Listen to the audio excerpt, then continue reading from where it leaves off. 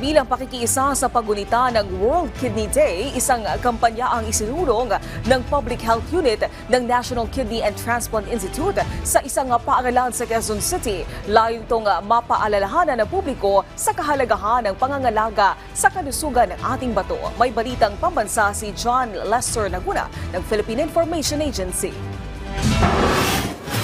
Naglunsad ng Kidney Care Campaign sa Piñahan Elementary School sa Quezon City ang Public Health Unit ng National Kidney and Transplant Institute o PHU-NKTI para sa pagdaraos ng World Kidney Day.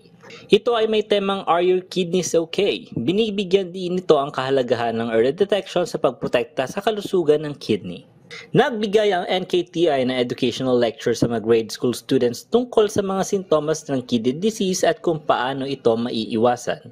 Pinag-usapan din ang importansya at benepisyo ng early detection nito. Mayroon ding libreng urinalysis screening para sa mga guro at high risk na mga student. First time ko palang tapos sa BC din po, kaya hindi masyado nakakapagpunta na sa hospital para mag-check.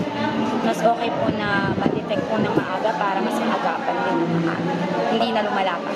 Ayon sa NKTI, humigit kumulang ng 2.3 milyong Pilipino ang at risk na magkaroon ng chronic kidney failure oras-oras. Isang malaking tulong ang early detection para maiwasan ang paghantong nito sa kidney failure. Napakahalaga malaman natin sa maagang panahon pa lang kasi early detection mas maganda po kaysa dun sa meron ng may sakit na. Kasi mas makakatipid tayo doon kaysa dun sa meron na tayong sakit na gagamutin.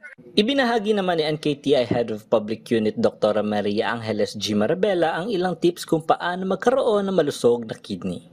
Kailangan natin ng proper diet. So, ang ina-advocate natin is more of vegetables and fruits and then exercise.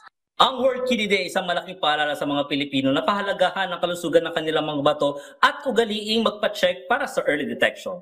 Mula sa Philippine Information Agency National Capital Region, John Lester Naguna, Balitang Pambansa.